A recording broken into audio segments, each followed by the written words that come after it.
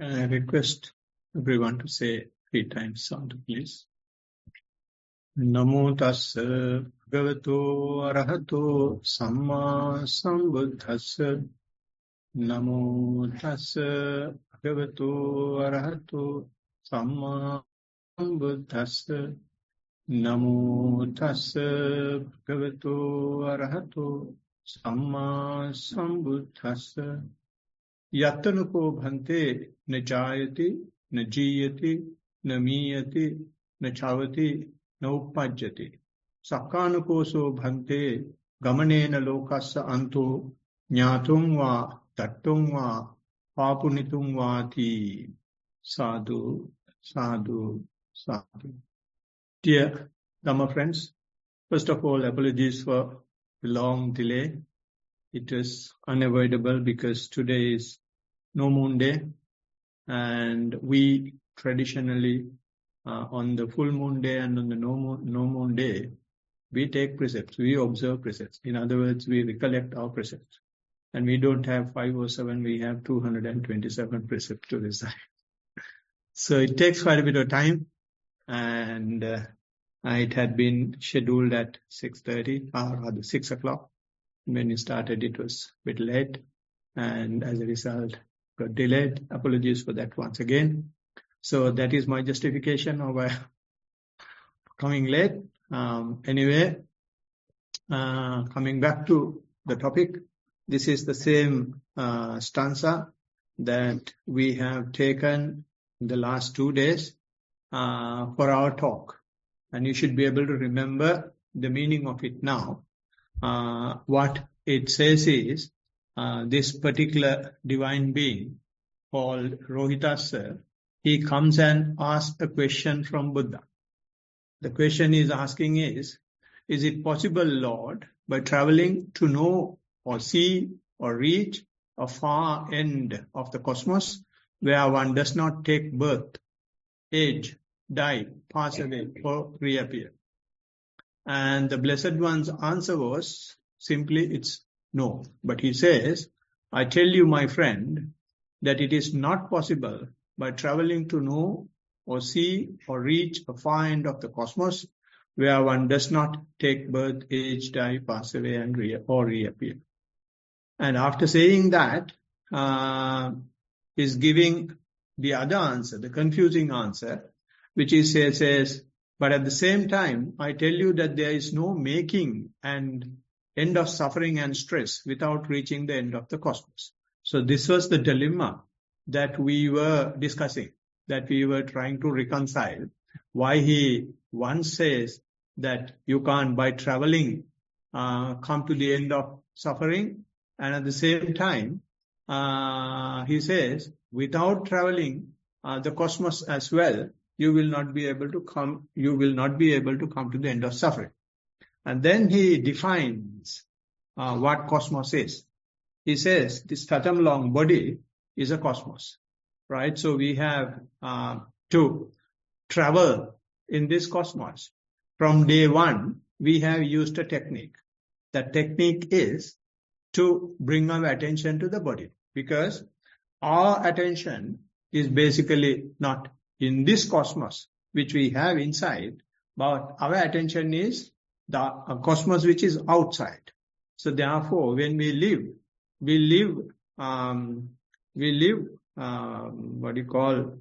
paralyzed. We live half. We live inefficiently, because only the physical process is here. Mental process is all over the universe. He says, bring it back to your fathom long body, then you will see the universe. And from the reports, we can see some of you are getting there. And slowly. It's for some people, it may be a long process.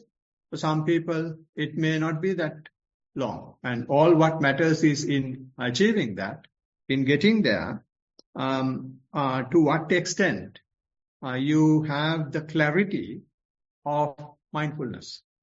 When the clarity of mindfulness improves, you will be able to get to what the Blessed One is talking. And it is not only the cosmos. You can go beyond cosmos.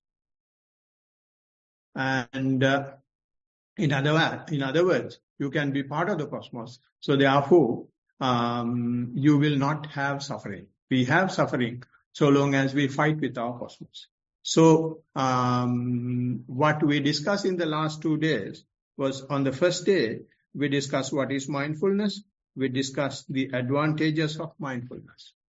And yesterday, we discussed how we can sharpen it. And to sharpen mindfulness, there is another word that is introduced by the Blessed One, which we call sampajanya, or clear comprehension, or the full awareness. To have this clear comprehension or full awareness, there is one key term that the Buddha is using. The key term he is using is not just mindfulness. He says, keep the mindfulness to the fore. Why you keep the mindfulness to the fore is because even before Buddha, mindfulness was there, but they never came to the end of samsara. They never came to the end of suffering. They attained all these absorptions, which we call jhana, but they never ended suffering. They thought they had ended. There was a case where Lord Buddha met 3 brothers. They call Kashyapa brothers. Gaya Kashyapa, Urula Kashyapa, Nadi Kashyapa, I don't remember the sequence. And they had 1,000 disciples. The eldest one was having 500, the next one was having 300, and last one was having 200. When they met Buddha, they were thinking that they were arahants. Buddha had to show some psychic powers over 3 days to understand that they are not arahants, that Buddha is arahant. Then they just fell down at the feet of the Buddha and says, please tell us how you become an arahant. And then all the disciples and the teachers became followers of the Buddha. Right? So therefore, by just having mindfulness, but just having concentration, they thought when they go to absorption, you definitely feel that you have achieved, because you don't get defilements. Instead, what happens is defilements are getting suppressed. Right? So when the defilements are suppressed, that potential of that turning into a defilement, turning into a physical defilement, turning into a verbal defilement is unavoidable. So once Buddha said, and wheel-turning monarch. Wheel-turning monarch is a monarch who is, you may feel that these are, very, fairy tales. But these are things in the canon. So these are things that the Buddha has told. So I'm just telling them. So don't ask me whether I have verified them. I don't have such a power. But I believe Buddha. Therefore, I'm telling them. Buddha said this, he has seen when he was going on arms round, he has seen a line of black ants, big ones, which we call khadiya. You may have seen in Sri Lanka, and there, you have here as well. And Buddha has had a smile. And then Venerable Ananda was surprised to see that Buddha is smiling, because he usually doesn't smile. And he has asked, Bhante, can I ask a question? Why did you smile? Then he has shown the line of ants and said, there isn't a single ant here who has not become a wheel-turning monarch. When I heard that for the first time, my body hair raised. Someone who has been a wheel-turning monarch is becoming an ant in another life. Just see the danger. We think when we are having a human life, and when we are young, when we are able, when we have money, we think we rule the world. But see what happens. So that was one of the days I decided there must have another alternative to this way of living. So what I want to tell is that this is so unimaginable, the suffering that we are going through. So therefore, to come out of it, he says, take your attention to the body. So when you take the attention to the body, to come out of this suffering and the stress that we are going through. Just the mindfulness is not sufficient. When you keep it to the fore, it has got to continue. And how it continues, we discussed yesterday, it can continue on the same object that we are selecting. When we select the walking or when we select the breath, the walking or the breath keeps changing. It will not stay at the same level that you observe in the first instance, in the first few seconds, first few minutes, after half an hour, after 45 minutes, after 30 minutes, after 1 month, after 2 years, after 3 years, you start observing different, deeper details of the same thing. So it keeps changing. So you let that happen. You don't try to hold on to one particular thing. So that is not just mindfulness. You allow the mindfulness to, the object to change and keep observing. And we discussed yesterday how long becomes short and how gross becomes subtle. And then how your attention goes to the body. And then how it turns into feelings. And then how you go through the feelings, both pleasurable and unpleasurable and neither pleasant nor unpleasant. And then how the mind is getting agitated or mind is getting done upon. Right? So in this manner, we let things happen, we just keep observing. So by that, what we do is, we go beyond the form. We go beyond the physical process. And we go beyond the feelings process. We go beyond the mental process. So when we go beyond these processes, for us to go beyond the processes, we should change within. What is the change that takes place within is we gradually give up things. We don't know. We let things happen, we let things change, means we don't hold on to things. When you don't hold on to things, naturally there is a change inside. That inside change is the renunciation. You let the gross become subtle. You let the long become short and even disappear and change into feelings, pleasurable, unpleasurable, whatever. So this giving up process, what does it do is purifies you.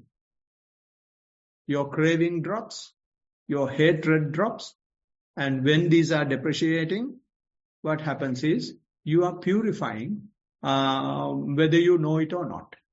For you to understand that you have changed, it may take some time. You may see after few months or few years, your friends and your loved ones, near and dear ones, are saying you are not like earlier. You are different. You don't come to parties. You don't play games with us. And you don't sing with us. You don't dance with us. What the heck happened to you? They may be asking. I remember when I went to Canada with my family a few years ago when I was a layperson. And there is about 35 of my batchmates there. And then after a long time, we are meeting after 35 years. So it was a huge gathering for them. And I was bit of, how do I call it? Sort of a bazaar guy when I was in the university. I was in all those gangs. And everyone was very happy to meet me. And then when we met, one table for cans, one table for bottles, one table for meat, fish, and all sorts of things. And the big party arranged for the person whom they knew. And then when I went there, when I was asked to open the table, I said, I'm very sorry. I don't drink now and I don't eat meat. So what they immediately said was, when did you become a piece of hay? When did you become a piece of throwaway newspaper? So that is the compliment that you can get other people see that you have changed. And when I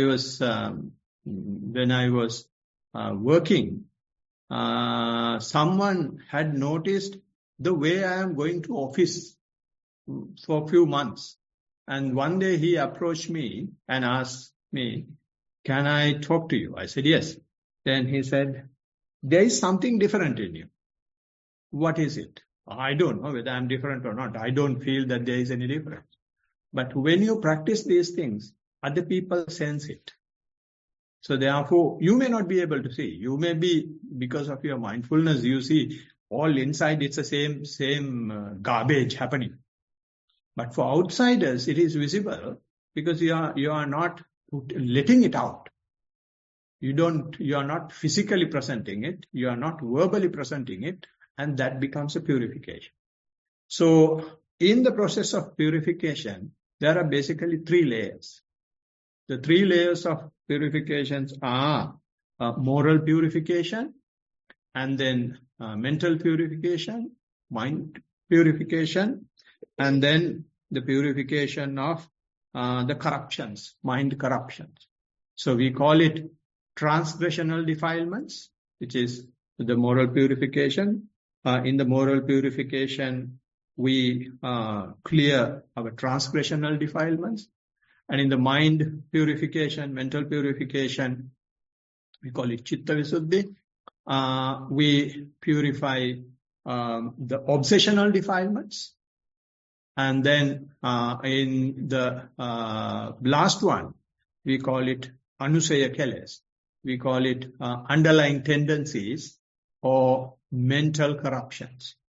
So these 3 layers, we should get ourselves purified, and then only you will be able to achieve the state that the Blessed One is talking. Then only you use this cosmos to end suffering, to end the stress. So if we will take the first one, for example, the first one we have discussed in the last 2 days.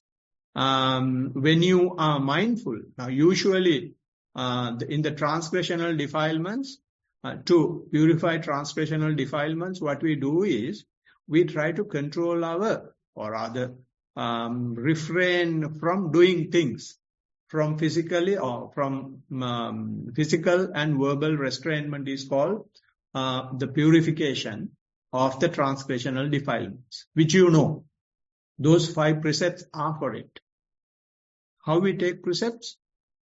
The monks will come and ask you to say Namo Tassa.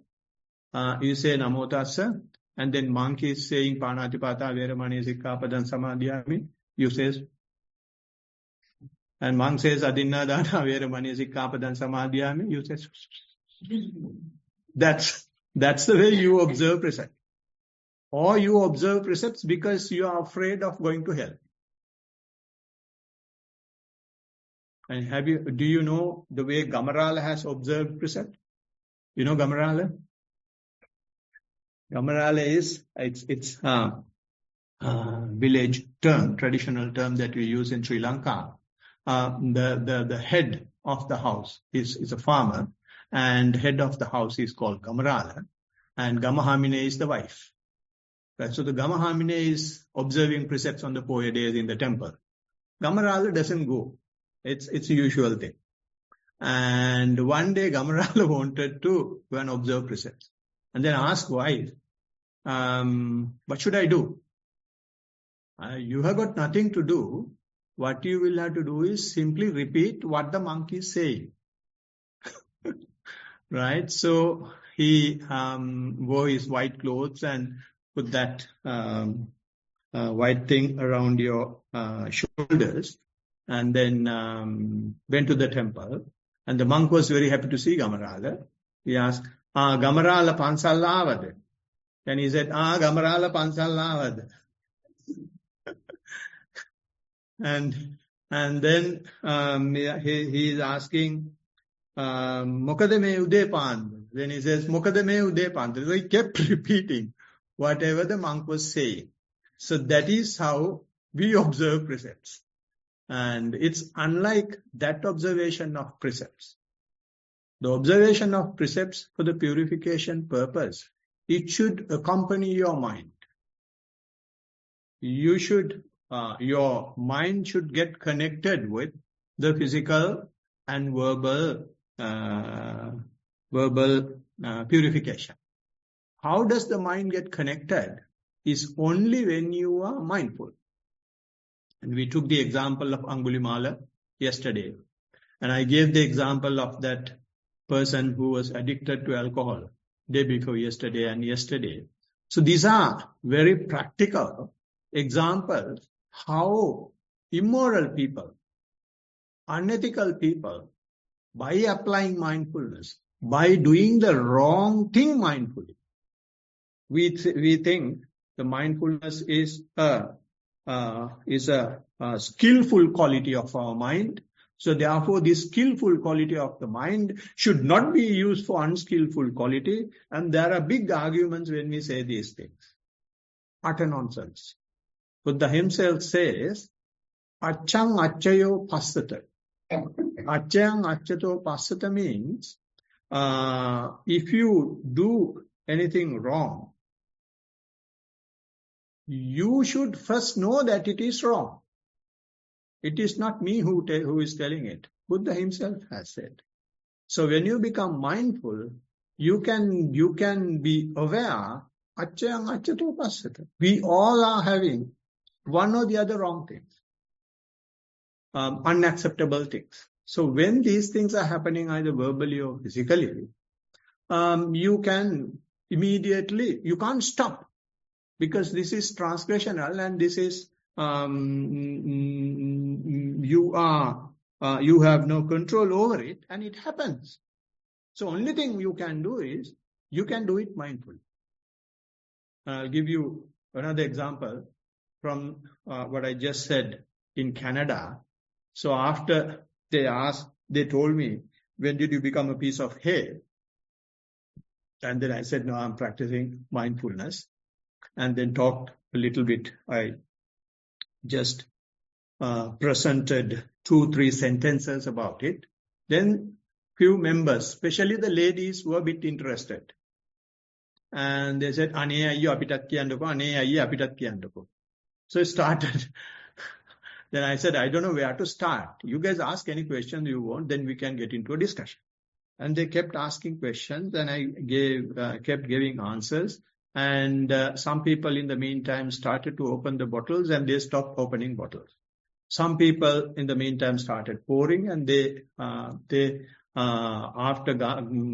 stopped pouring.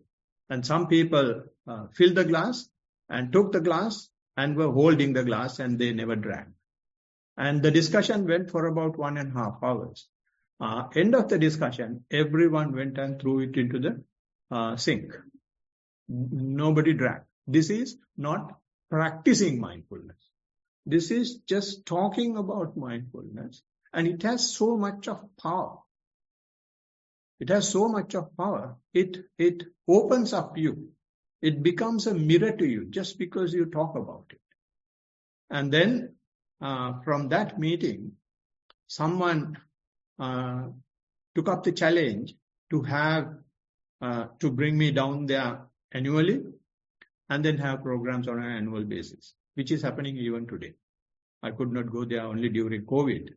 And as a layperson, I have been going there, and people are practicing now with me. And they are very happy that I came after 35 years, and they got this gift from me. So like that, we have that purification power. So what I want to tell you is, it is not that you have got to be a very clean person to come to Dhamma. You can be anybody, but you should be a human being. Doesn't matter whether you are a male or a female, young or old, or whether you are a Buddhist or non-Buddhist, does not apply. If you are a human being, and if you get this message, and if you start practicing it, Buddha has ensured that he will purify us. And it not just purifies us, He has given a guarantee as well. In Mahasatipatthana Sutta, he says, if you do this, I will guarantee that you will attain certain stage of enlightenment in 7 days. That is, if you are clever, if you are intelligent, and if you do it wholeheartedly, full time. But a dumb person like me, he has said, it can be done even in 7 years.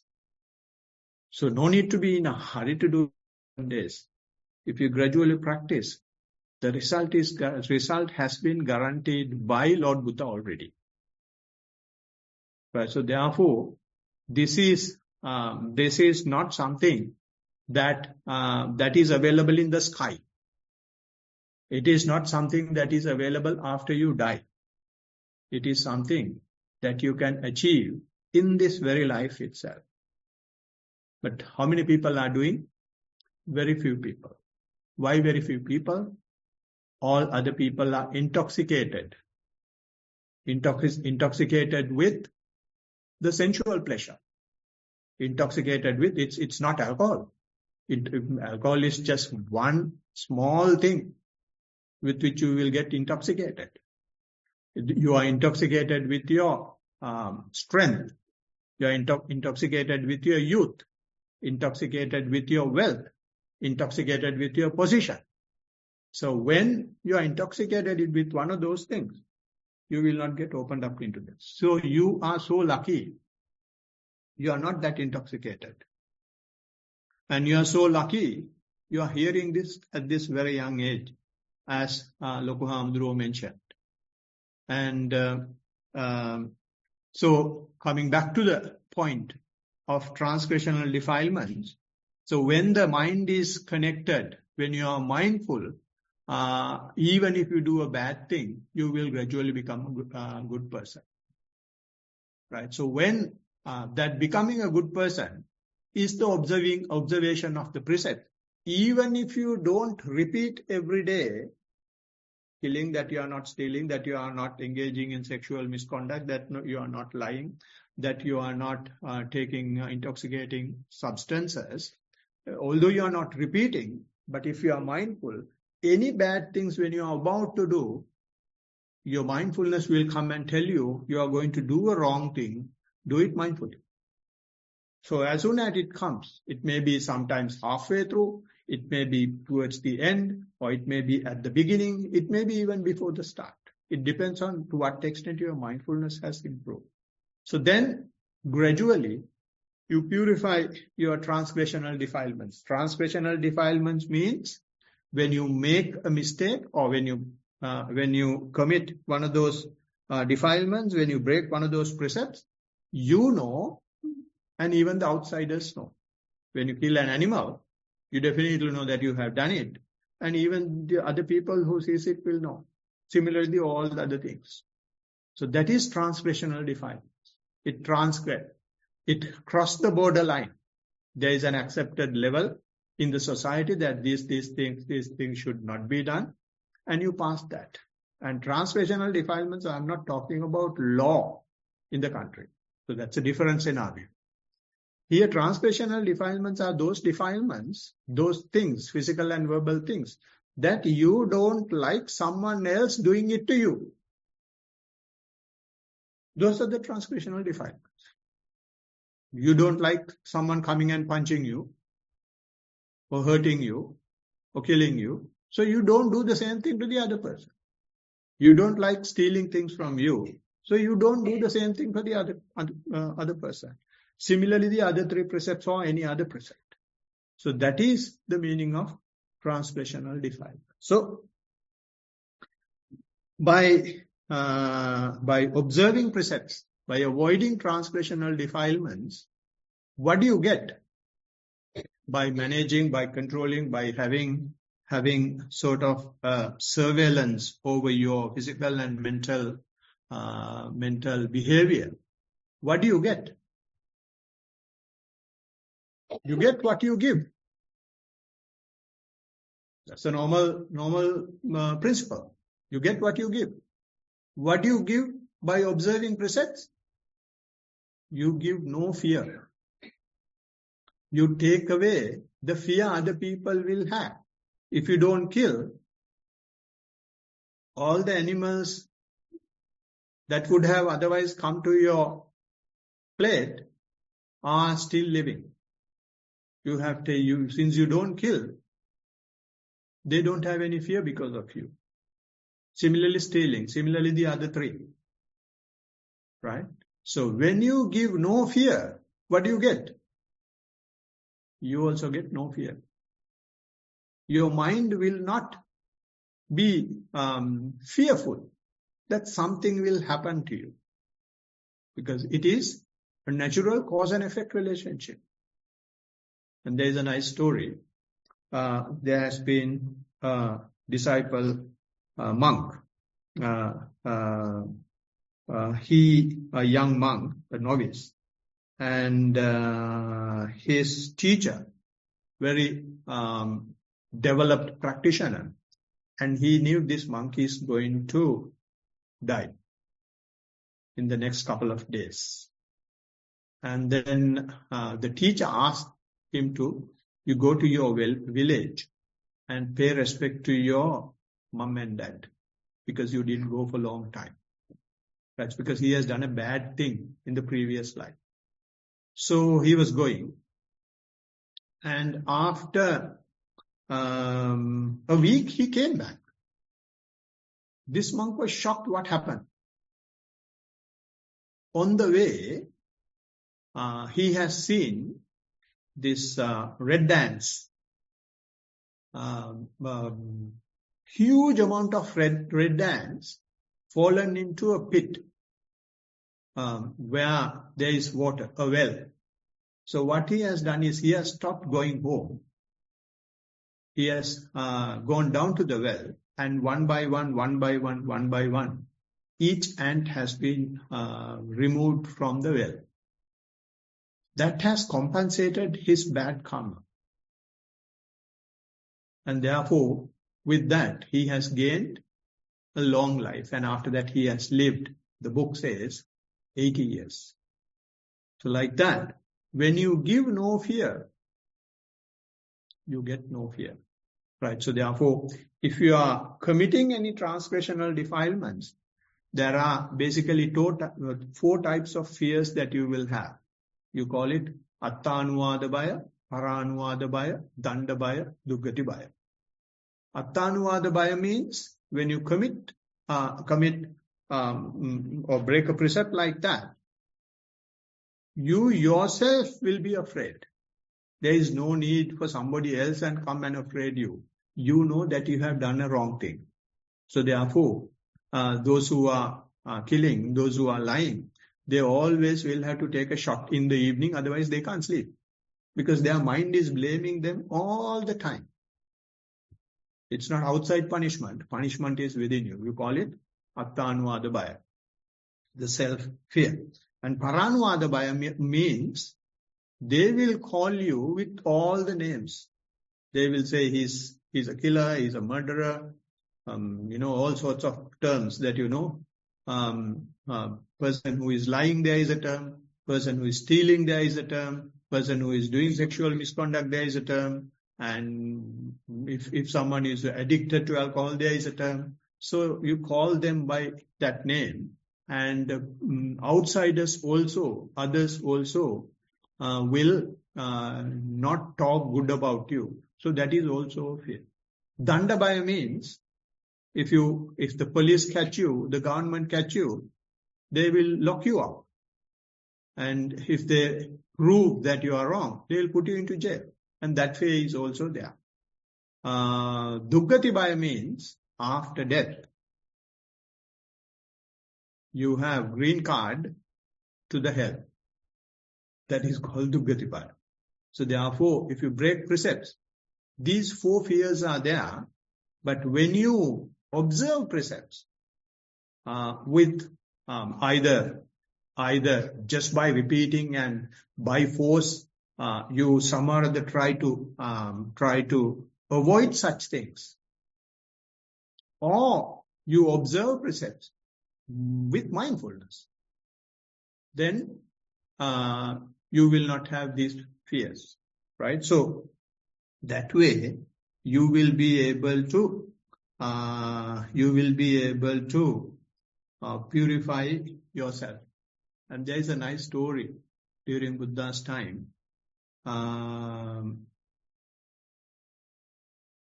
follower of Nigantanataputta is one of another teacher during Buddha's time, contemporary teacher teaching some other doctrine. There was a disciple called Asibandhuputta. He has met Buddha, and the Buddha has asked a simple question from him. The question he has asked is, does your teacher teach you any morality? This person has said yes. And how does he teach? Buddha has asked. And he has said, if someone doing more killing, if someone is doing more is stealing, if someone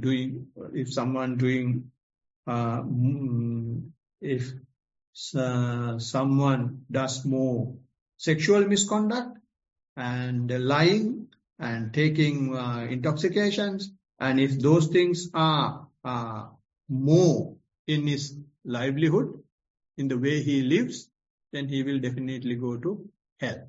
That is the teaching of my teacher. And therefore, it depends how much you do it. So when you take that, if, say, a butcher, his job is to keep killing. And if you take a journalist, his job is to keep lying. If you take a lawyer, any lawyers here trying to be lawyers, his job is to keep lying. Right?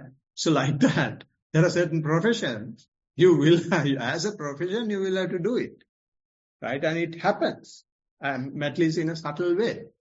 Then Venerable Lord Buddha told Venerable Ananda, so if going to hell depends on how long and what you do more, no one will go to hell, Lord Buddha has said. Then Venerable Ananda has asked, what are you saying? How is that possible? Then he has said, just take a person who is killing, and if he is killing for a job, say it's 8 hours, he will be killing for 8 hours. There are 16 hours he is not killing. So he is not doing more killing. He is doing less killing compared to time. And similarly other things. You can't do anything 24 hours. So therefore the time he spends more, he is not doing that thing. So on that doctrine, on that teaching, no one will be going to hell. Then that fellow was shocked. And then Buddha says, even if you do a wrong thing, if you repent about it, if you worry about it, you will definitely go to hell. If you do a wrong thing, and if you are mindful of it, you have an opportunity to come out of it. So therefore the Buddha has not come here to throw stones to the sinner. Buddha has come to the world to give a helping hand to the sinner. Humanity is full of troubles like that. So he has appeared in this world to radiate that light, to radiate that energy to us. After 2,600 years, we are still lucky to have that message, and still lucky to have that teaching, still lucky to have that, have the teachers like Lok Swami Nahanse teaching it to us. And not just teaching, they are living on those principles and teaching us. So therefore, if we apply these things at least little to our everyday life, it is going to do wonders. And especially in your age, no need to be in a hurry. Take 5 minutes on a daily basis, mindful walking, mindful sitting. And in few years, you will see a tremendous change. I remember in my mid-30s or late 30s, only I started. And when I started, I did not have a teacher. I just picked from somewhere, from what I heard and from whatever the books I read. I just started with 5 minutes.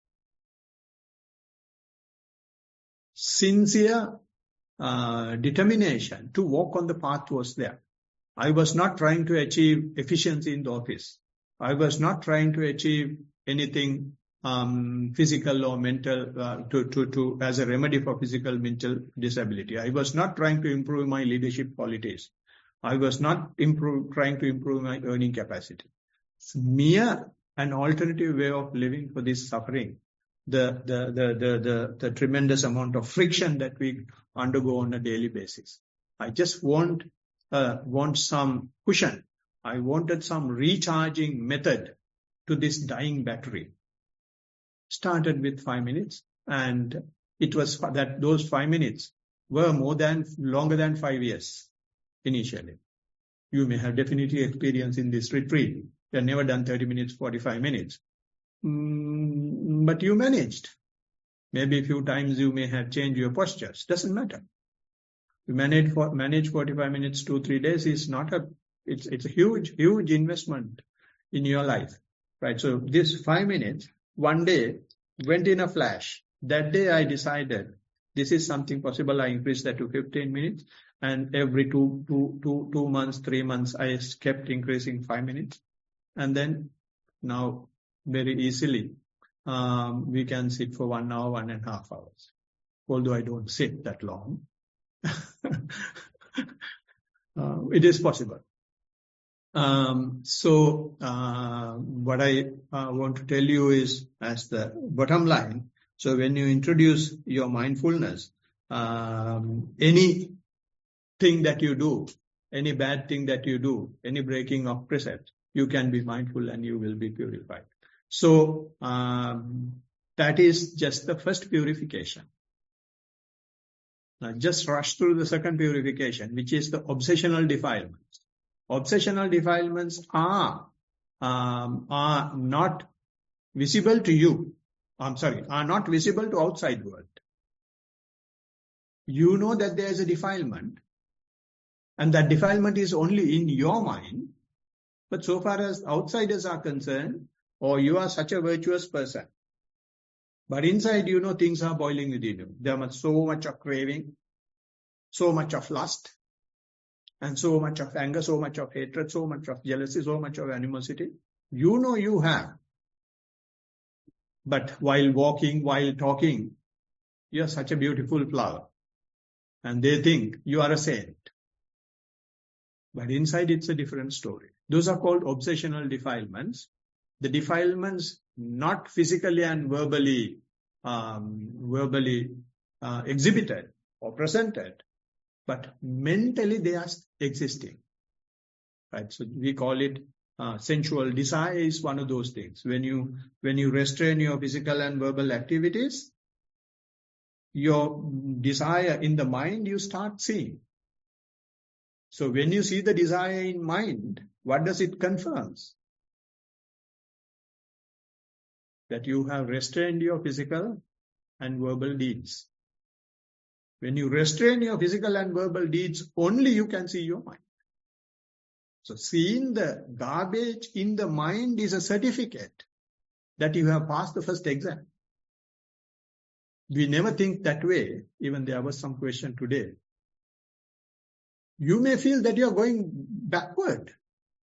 Because earlier, when you are not having any restraint, you didn't have any problem. Because you didn't see your mind. But now when you have this restraint, you start seeing physical and verbal side is good. You start seeing the mind. So seeing the mind is therefore a confirmation that you have become a virtuous person. Right? So when those thoughts are coming, so you have got something to be happy now. There is every time something to be happy, but we take the other side, take the negative side. Right? So there are 5 types of those mental defilements. We call them hindrances, and they are sensual pleasure and the hatred or the aversion, we call it, sloth and torpor, worry, and agitation, and the skeptical doubts. So these are 5 things. When you are practicing, how many times you may have thought, what the heck are we doing? Is this a real thing? Is Lord Buddha enlightened? Are these monks teaching something rubbish? You may have so many doubts. Having doubts is natural. Having doubts is telling that you are on the path. Our mind is trying to push you away from that. So whenever something comes to your mind, you will have to spit it out in your report. I'm getting these type of thoughts. So then you don't know that this is a way forward. But the teacher knows that your practice is going well. Mind is a bit scared because this guy is leaning more towards Dhamma. So somehow or other it wants pull back. So it will create doubts about the teacher. It will create doubts about the teaching. It will create doubts about Lord Buddha. It will create doubts about yourself. That I am not good enough to do this, I can't do this and all that. So even for those things, the remedy is mindfulness. Keep the mindfulness to the fore. When those things are coming, you just become mindful and label them as thoughts occurring. All these are thoughts. Label them as thoughts occurring. Then you can go through that as well. And she took the case of sleepiness. Sloth and torpor happens because you don't crave. When the craving in the mind drops, when the aversion in the mind drops, you feel sleepy. So therefore, it is again a way forward. It is a certificate for no aversion, no craving. We don't look at it that way. But of course, after lunch, it's a different story. and the body is busy with the digestion. Anyway, so every dark cloud has in the Dhamma a silver line. We don't see the silver line. We see only the dark cloud. So that is a very short explanation of obsessional defilements. Underlying deficiencies or the mental corruptions is the last one. That even you don't know. They are very, what do you call it? I don't get the word straight away. They are very, we call it Vanchanika Dhamma. There is a good English term which doesn't come to my mind straight away. They are very shrewd. It appears like a good thing. But underneath the current is a defilement. Say, for example, once you learn this, you feel going and giving it to your friends. You become very busy teaching your friend. What happens is, it feels like, you are doing a good thing to the society. But what happens is, you have your desire to teach others and stop your practice. So you don't see that defilement unless you tell that you are going to do this. And I had a friend of mine, his practice was going so well. And then he said, this is such a marvelous thing. We should get some network going. So therefore, I'm going to go to Sri Lanka. And in Sri Lanka, I'm going to have some connections with the schools. And I will build few things, toilets and buildings in Sri Lanka. And we'll get connections and we will teach Dhamma to them after that. So what's happening? The mind is trying to take you away from the practice and drive you to some other area. So that's a sort of a craving or mental corruption that are there. Or you may start expressing loving kindness to someone just because you can't hate him or her. Especially when they're in a superior situation, you can't have a fight with them. But you have so much of aversion towards them. You say, Silu Satyo Niduk Veva, Nirogi Veva, Sopat Veva. Or that person also Niduk Veva, Nirogi Veva, Sopat Veva. But inside you are boiling against him or her. So that even doing such a good thing, underlying tendency will be different. Right? So it is coming in a very cunning way. So those things only the teacher will see what's going on. Once Venerable Anuruddha has said, I have the ability to see others' mind. Told to Venerable Sariputta. Venerable Sariputta has said, you may have the ability to see others' mind. But what you are saying is you are just exhibiting your conceit. You are trying to show off. So just forget about it and keep practicing. So therefore, when these things are coming up, again, all what you can do is, all these are thoughts, right? All these are conceptualizations that are happening. You simply become aware of it. So this is why keep the mindfulness to the fore. When you keep the mindfulness to the fore, you may go into deeper layers, even in the mental process, and the purification happens. So when the purification happens, then in the last purification happens, then what Buddha said was, you will be able to end the suffering.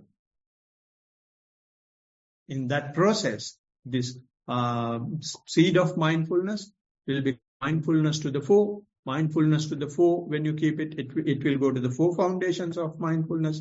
When you go to the four foundations of mindfulness, it will become a mindful faculty. And the mindful faculty will become a power of mindfulness, and it will become an enlightenment factor. And then you will have right mindfulness. And from the right mindfulness, you go to the enlightenment. So this is the path in a nutshell. And hopefully, I have started writing a small book for the beginners of mindfulness. Hopefully, it will get published. If it gets published, you will receive it. Not that you will receive it, you will have to buy it. Right. It's free of charge is enough now. All right. So this is how you can go through your cosmos and then purify yourself. So again, I presume that I have tried my level best to pass the significance and the wonders of mindfulness to you, and you may have tried your level best to apply it and practice and understand it. So may you all thrive with this wonderful skill of mindfulness. Everyone, blessings of the Triple Gem.